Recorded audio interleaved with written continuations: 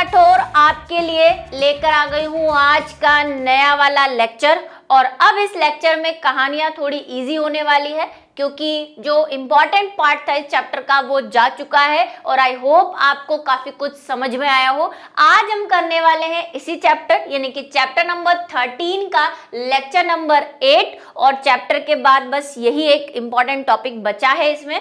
तो शुरू करते हैं। क्या है? अच्छा, एक और चीज जो आप सब लोग चाह रहे हैं और चैप्टर फ्लो तो आपको पता ही है। उसके बाद आज हम पढ़ने वाले हैं प्रकाश संश्लेषण को प्रभावित करने वाले कारक, कार्बन डाइऑक्साइड की सांद्रता, उसके बाद प्रकाश, ताप और जल ये कैसे कैसे इफेक्ट करते हैं प्रकाश संश्लेषण को, इसके बारे में हम पढ़ेंगे और काफी कुछ और भी। शुरू करती हूँ मैं अपनी बात को और मैं ये कहना चाहती हूँ कि बच्चे कहते हैं मैम लाइव जो है तो लेंगे लाइव। पहले मेरा था कि नेक्स्ट चैप्टर से लाइव ले लेंगे, लेकिन थोड़ा सा अभी मुझे भी कहीं जाना है ना, शादियाँ वादियाँ आ रही हैं तो मैम को भी, और मैं नहीं चाहती कि मैं आपकी क्लास मिस करूं, अभी तक नहीं की है और आगे भी नहीं करना चाहती। तो मेरा ये है कि हम करेंगे, 8-10 दिन और दे दीजिए, सर से बात की है मैंने, लाइव क्लास भी शुरू करते हैं आपकी। वैसे जो है आई थिंक जो कुछ हम धीरे धीरे शुरू करेंगे तो काफ़ी, और मेरे हिसाब से तो मुझे नहीं लगता लाइव क्लास ना होने से आपको कोई नुकसान होता है। बस आपको ये है कि वहाँ पे पंचायती करनी होती है आपको, है ना, फालतू की। बाकी जो बच्चे बैच से जुड़े हुए हैं वो तो वैसे ही अपने डाउट क्लियर कर लेते हैं और वैसे भी लाइव क्लास में सबके डाउट क्लियर नहीं होते। बस आपको ये लाइव क्लास कब शुरू होगी, है ना, ताकि हम पंचायती कर पाए। अभी शांति से पढ़ रहे हैं तो ना कर पाए। ठीक है, करते हैं। चलिए, प्रकाश संश्लेषण को प्रभावित करने वाले कारक पढ़ेंगे आज कि कौन कौन सी चीजें जो हैं प्रकाश संश्लेषण को प्रभावित करती है। इसको शुरू करने से पहले मैं आपको एक बात बता देना चाहती हूँ कि अगर आप इसको प्रकाश संश्लेषण के सीमाकारी प्रभाव से रिलेट करने चाह रहे हैं तो बिल्कुल गलत है, क्योंकि सीमाकारी प्रभाव जो ब्लैकमैन ने दिया था, जिसके बारे में हमने पढ़ा था, थोड़ा सा उसको कनेक्ट ना करे से, ये है प्रभावित करने वाले कारक और वो थे सीमाकारी, लिमिटिंग फैक्टर। दोनों कनेक्ट जरूर है लेकिन एक नहीं है। ठीक है, दोनों को एक ना माने। वहां पे ये बताया था हमने कि कौन सी चीज ज्यादा अफेक्टिंग है, मतलब किसकी कमी प्रकाश संश्लेषण को कम कर देगी, वो है सीमाकारी प्रभाव। यहां पर है कि जितने भी फैक्टर्स हैं वो प्रकाश संश्लेषण को कैसे कैसे प्रभावित करते हैं, ये हमें पढ़ना है। ठीक है, आपकी बुक में इससे पहले ब्लैकमैन का सीमाकारी प्रभाव दे रखा है, हमने इसको इंट्रोडक्शन में ही कर लिया था, तो वहां पे आप जाके इसको देख सकते हैं। चलिए शुरू करते हैं। सबसे पहला जो है वो है प्रकाश। ठीक है, प्रकाश या प्रकाश की तीव्रता जिसे हम कहते हैं, इंटेंसिटी कहते हैं। तो हम ये बात कर चुके हैं कि प्रकाश संश्लेषण जो है वो ब्लू और रेड में सबसे ज्यादा होता है। ठीक है, कुछ साइंटिस्ट ने इसको कई बार बीच की रेंज में, मतलब ऑरेंज, है ना, और ग्रीन और इसमें भी करके देखा तो उन्होंने पाया कि इसमें जो है प्रकाश की संश्लेषण की अभिक्रिया कम होती है। तो हम ये कहते हैं कि प्रकाश संश्लेषण की अभिक्रिया जो है वो किस में ज्यादा होती है, ब्लू और रेड में ज्यादा होती है। अच्छा, एक और मैं आपको चीज बताई थी, इमर्सन इफेक्ट बताया था मैंने, आपको याद आ रहा है? शायद हो सकता है आपकी किसी बुक में आपको ये मिल जाए। एनसीईआरटी ने इस बारे में कुछ नहीं लिखा है। एक साइंटिस्ट थे इमर्सन, इन्होंने एक दिया था रेड ड्रॉप इफेक्ट। इनका भी यही मानना था कि ब्लू और रेड में जो फोटोसिंथेसिस है वो बहुत ज्यादा होता है, लेकिन जब हम रेड से आगे बढ़ते हैं या रेड की तरफ बढ़ते हैं, रेड से आगे तो क्या भाई और कितना जाओगे, रेड से आगे आप जा सकते हो कि आप उधर जो है अल्ट्रावायलेट और उनकी तरफ जाते हो, क्योंकि हम विजिबल रेस की बात कर रहे हैं अभी तो, है ना, विजिबल लाइट की बात कर रहे हैं। तो आप जब रेड से आगे जाओगे यानी कि 700 नैनोमीटर और 600 से 700 नैनोमीटर के आगे जाओगे तो आप देखोगे कि प्रकाश संश्लेषण की दर गिर जाती है। तो उसको उन्होंने कहा रेड ड्रॉप इफेक्ट। ये इमर्सन थे, बस आप इसको याद रखें इनका नाम, और इन्होंने कौन सा इफेक्ट दिया था उसका नाम याद करें, क्योंकि एनसीईआरटी में नहीं दे रखा है लेकिन नीट के लेवल से थोड़ा सा इंपॉर्टेंट है। कौन सा दिया था? रेड ड्रॉप इफेक्ट, कि लाल प्रकाश की तरफ जाते जाते या उसके आगे जाते जाते प्रकाश की संश्लेषण की दर गिरने लग जाती है, उसको उन्होंने कहा रेड ड्रॉप इफेक्ट। ठीक है, कम प्रकाश तीव्रता पर आपतित प्रकाश तथा CO2 के यौगिकीकरण की दर के बीच एक रेखीय संबंध होता है। इन्होंने क्या कहा कि जब भी हम प्रकाश संश्लेषण की दर, ठीक है, और यहाँ पे हम दर ले लेते हैं प्रकाश संश्लेषण की, और यहाँ पे अगर हम तीव्रता ले लें, प्रकाश की इंटेंसिटी ले लें, तीव्रता का मतलब इंटेंसिटी, तो हम देखेंगे कि हमें एक रेखीय संबंध देखने को मिलता है, कुछ ऐसा।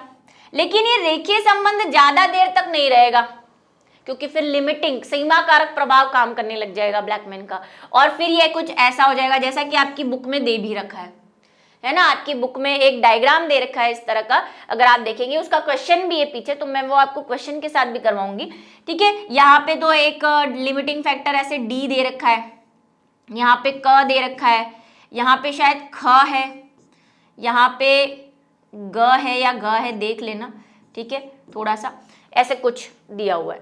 तो ये क्या बता रहा है कि एक बार अगर प्रकाश की तीव्रता बढ़ाओगे, कब, ब्लू से लेकर आगे की तरफ जाओगे, तो बीच में कुछ लाइट्स आएंगी, ऑरेंज, है ना, पूरा विबग्योर वाला जो पीरियड है, तो रेड तक, रेड में और ब्लू में सबसे ज्यादा होगा, यानी जब हम ब्लू से रेड की तरफ जाएंगे तो प्रकाश संश्लेषण की दर बढ़ेगी। लेकिन कब तक, जब तक कोई और सीमा कारक प्रभाव वहां पे नहीं हो, क्योंकि सीमा कारक प्रभाव ही काम करेगा। तो ये बात सही है कि प्रकाश तीव्रता बढ़ाने पर प्रकाश संश्लेषण बढ़ता है, लेकिन एक लिमिट तक, ठीक है। प्रकाश तीव्रता होने पर इस दर में कोई वृद्धि नहीं होती। उच्च प्रकाश तीव्रता, ये देखो, उच्च प्रकाश तीव्रता का मतलब वही रेड से आगे, अगर आप रेड या रेड से आगे जाओगे तो प्रकाश संश्लेषण की दर में कोई वृद्धि नहीं होगी, फिर उसको इमर्सन ने यही कहा था कि इसको रेड ड्रॉप इफेक्ट कह सकते हैं। अन्य कारक सीमित हो जाएंगे।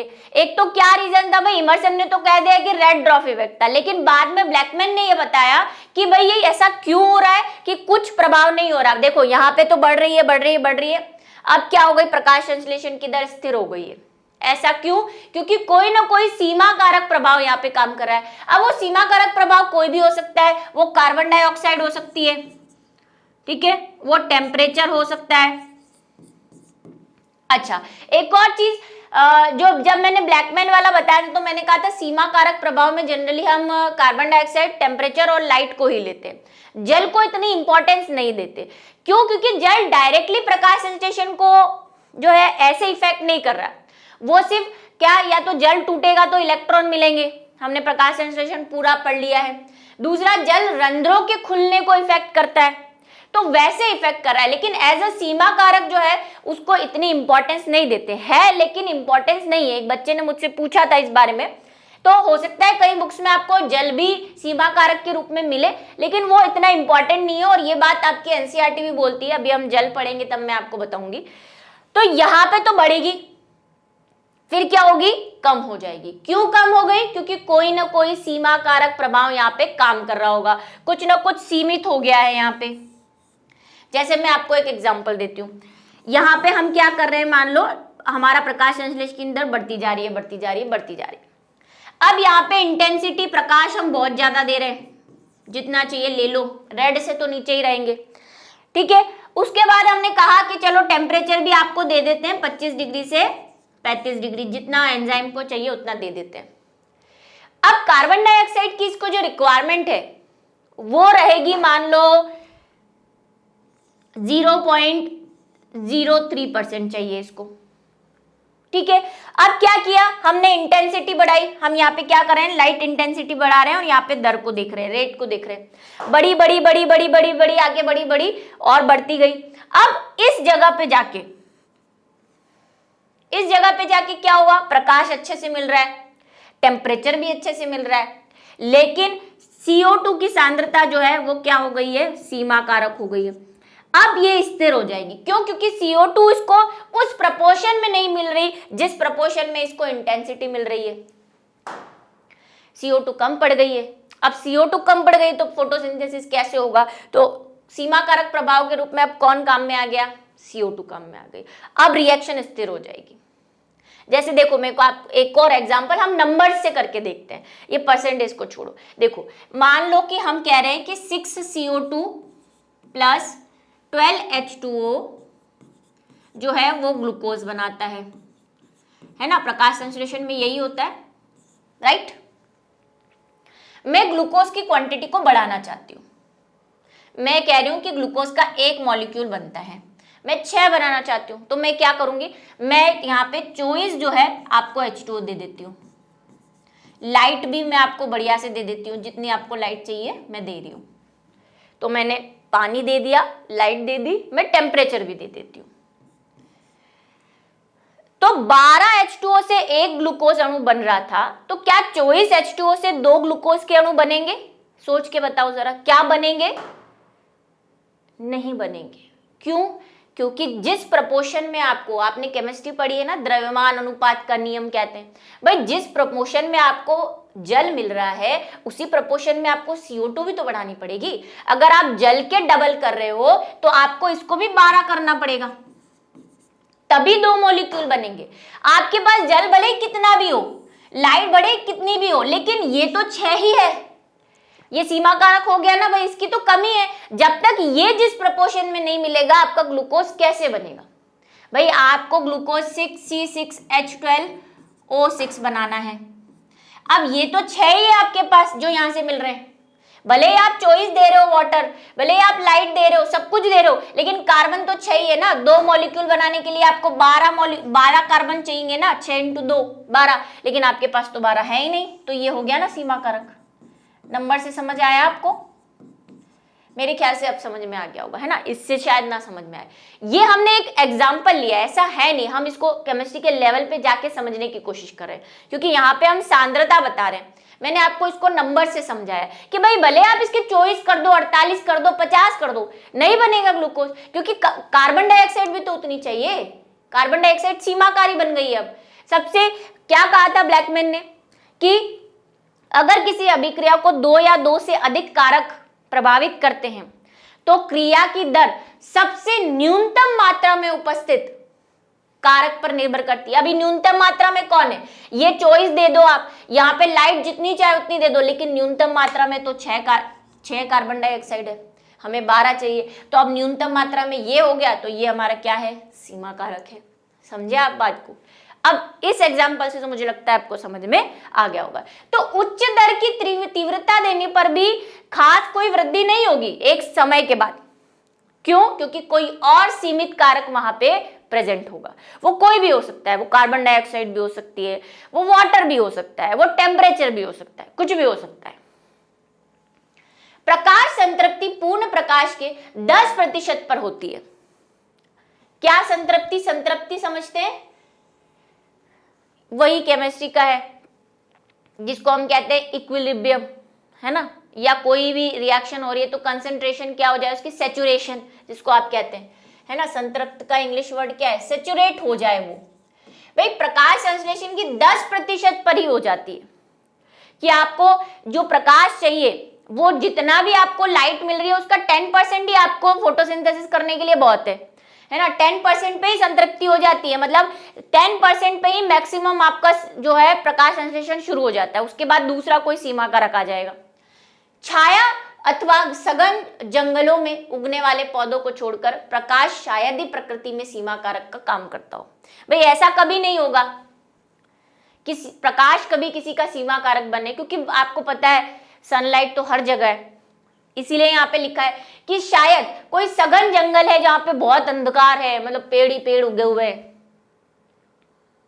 तब ऐसा हो सकता है कि आपको जो है प्रकाश ना मिल पाए, तब प्रकाश सीमाकारी हो सकता है कि प्रकाश प्रॉपर्ली नहीं मिल पा रहा। या फिर ऐसा जहां पे छाया हो।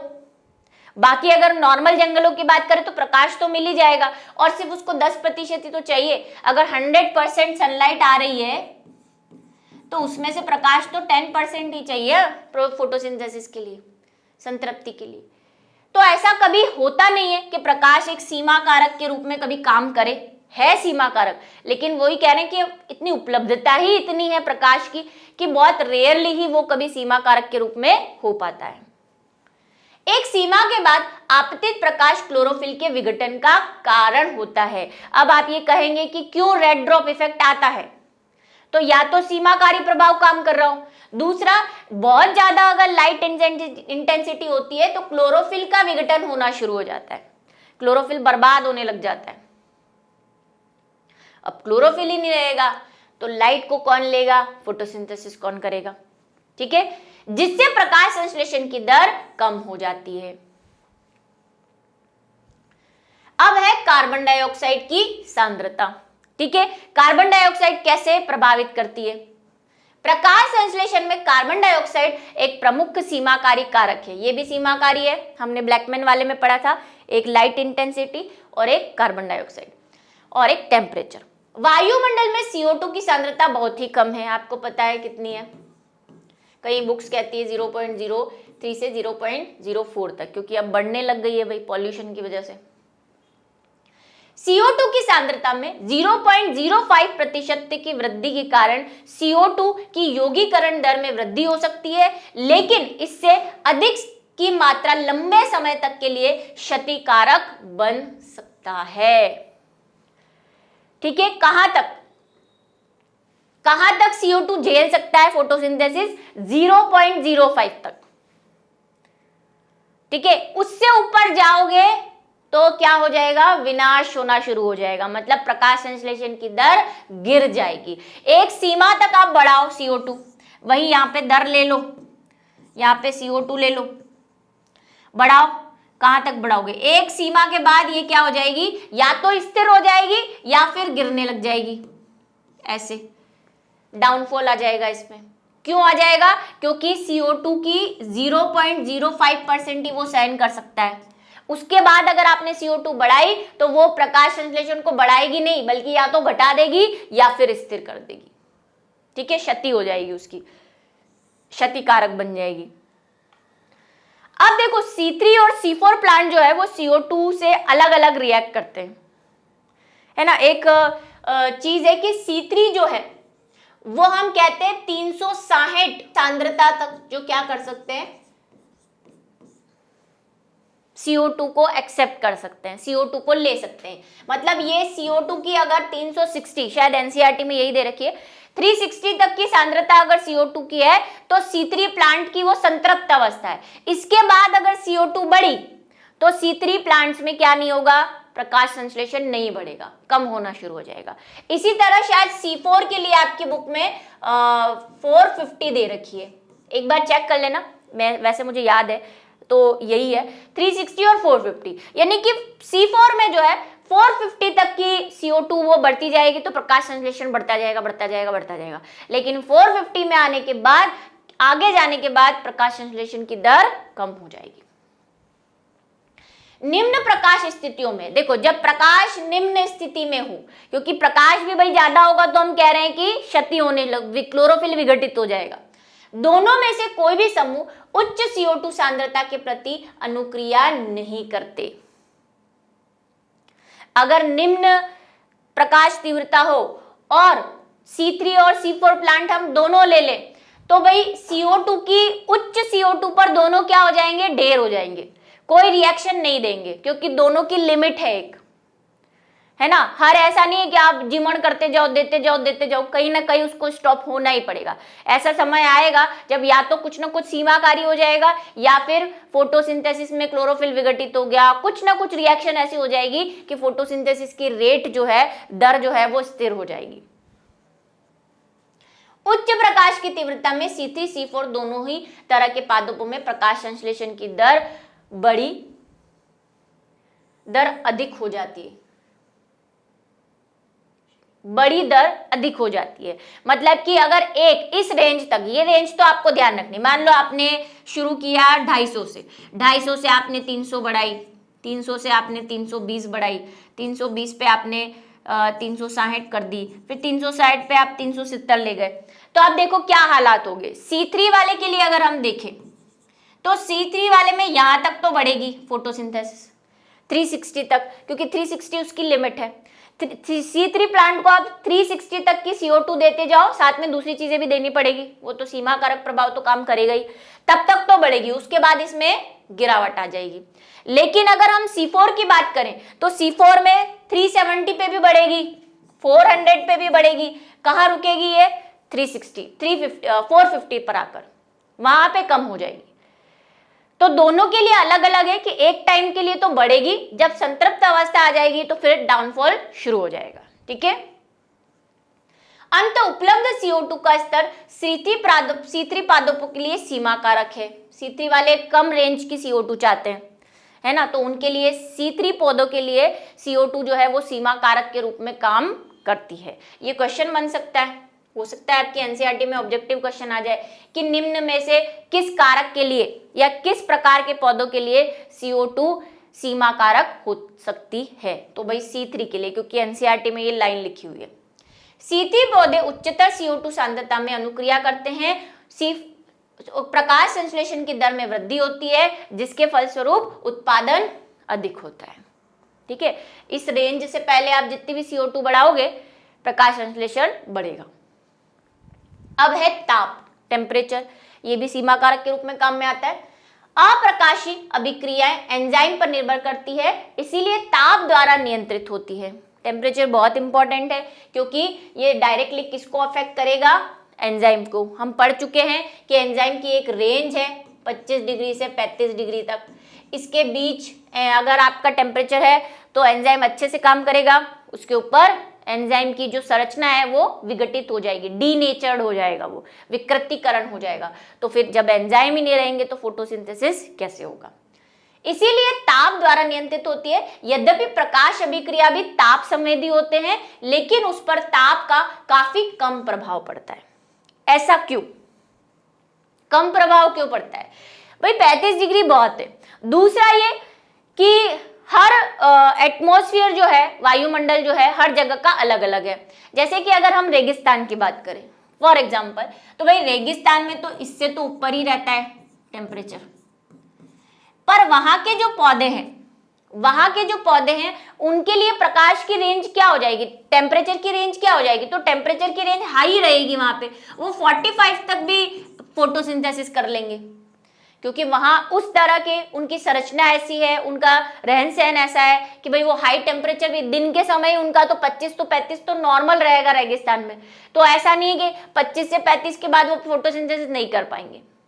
तो ये भी डिपेंड करता है कि प्लांट कहाँ मिल रहा है। ठंडे इलाकों में जो रहते हैं, विंटर एरिया में, क्या तो फिर उस हिसाब से तो भाई ठंडे इलाकों में तो -2, -3, 4 डिग्री, 6 डिग्री भी टेम्परेचर रहता है, तो क्या फोटोसिंथेसिस नहीं करेंगे?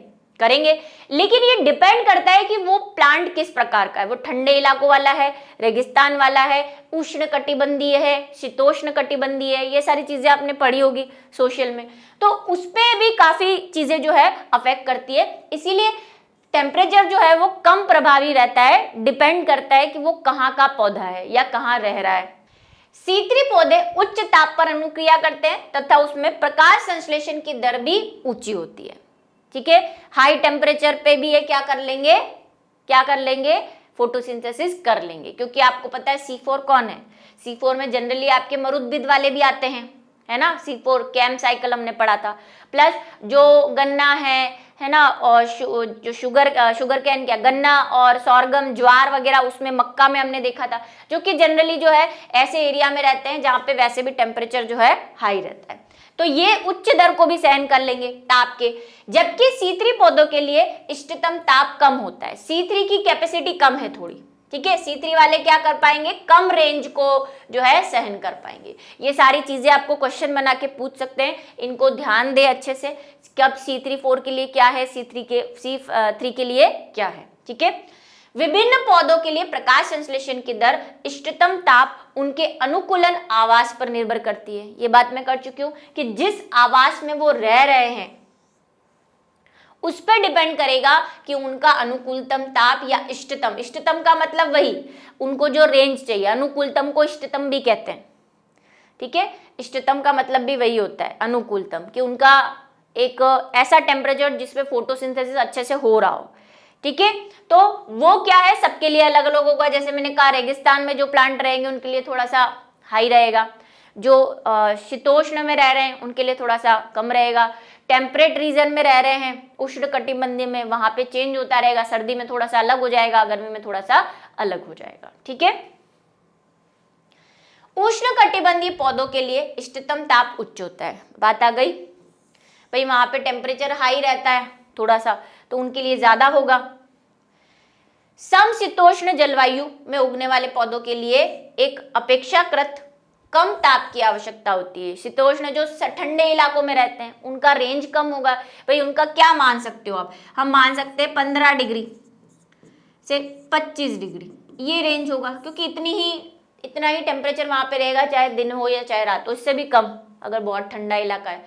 तो फिर उस हिसाब से वहां के अनुकूलन टेम्परेचर या इष्टतम या ऑप्टिमम, इष्टतम को और क्या कहते हैं, ऑप्टिमम। ऑप्टिमम मतलब जितना उसको चाहिए, जिसमें वो मैक्सिमम प्रकाश संश्लेषण कर सके या शुरू कर सके, है ना, शुरू करने के लिए जितना टेम्परेचर उसको चाहिए, तो ये सबके लिए अलग होगा। अब बात कर लेते हैं जल की। जल सीमा कारक नहीं है, ये बात ब्लैकमैन ने बोली है, लेकिन कई बुक्स फिर भी जल को सीमा कारक लिखती है। लेकिन अगर हम एनसीईआरटी की इस लाइन पे ध्यान दें तो आप इस बात को समझ पाएंगे।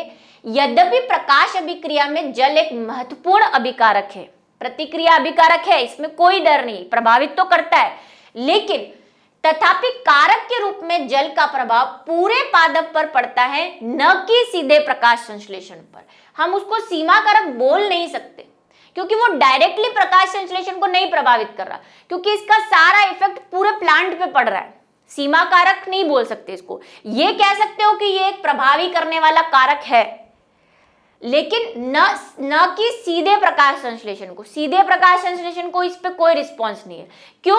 क्योंकि इसके काम ही ऐसे है। पहला तो ये ऑक्सीजन रिलीज कर रहा है, जल अपघटन होता है, ठीक है। दूसरा, रंध्रों के खुलने और बंद होने में इसका योगदान है। डायरेक्टली फोटोसिंथेसिस से कोई कनेक्शन नहीं है इसका, ठीक है। इसीलिए जल तनाव रंध्र को बंद कर देता है, अंत CO2 की उपलब्धता घट जाती है। क्या होगा भाई, खुलने और बंद होने से CO2 के अंदर आने और जाने का तो क्या, आने का ही, जाएगी तो O2, तो अंदर आने की सांद्रता पे इफेक्ट हो सकता है, घट सकती है, बढ़ सकती है। इसके साथ ही जल तनाव से पत्तियां मुरझा जाती है। अब जल कम हो गया तो पत्तियां क्या हो जाएंगी, मुरझा जाएंगी, तो फिर वो फैली भी नहीं रहेगी, तो लाइट भी कम मिलेगी उनको, रंध्र भी खुले हुए नहीं रहेंगे तो CO2 भी नहीं आएगी। तो इस तरह से क्या होगा, प्रकाश संश्लेषण को प्रभावित कर सकता है, जिससे पत्ती का क्षेत्रफल कम हो जाता है, एरिया कम हो जाएगा। भाई ये खुली हुई पत्ती है, ये मुरझाई हुई ऐसी सी, तो लाइट उस पर कम गिर रही है। और इसके साथ ही उपापचय क्रियाएं भी कम हो जाएगी। दूसरी, जैसे जी हम कह रहे हैं जल अपघटन होता है, उससे इलेक्ट्रॉन मिलते हैं, प्रकाश संश्लेषण पढ़ लिया पूरा, है ना। H2O विघटित होता है ना, उससे ही तो हमें 2 इलेक्ट्रॉन H+ और O मिल रहा था, तो वो इलेक्ट्रॉन ही तो PS सेकंड को जा रहा था। तो ऐसे डिपेंडिंग है इसकी, ठीक है। तो ये थे 3 या 4 कारक, इसमें आपको जो एनसीईआरटी में दे रखे हैं। ब्लैकमैन वाला मैं समझा चुकी हूँ, इमर्सन आपको ध्यान रखना है, यही है। और इसी के साथ शायद ये जो चैप्टर है वो भी खत्म होता है। नेक्स्ट हम जो है इसके क्वेश्चन आंसर करेंगे, कुछ अंतर वाले क्वेश्चन और कुछ 1-2 और मेरे जो सामने मुझे लगता है आपको थोड़े से टफ रहेंगे उनको। बाकी पूरा जो है आपको यहाँ पे लेक्चर में जितने भी हैं क्वेश्चन आंसर मिल जाएंगे। तो मिलेंगे नेक्स्ट क्लास में, तब तक के लिए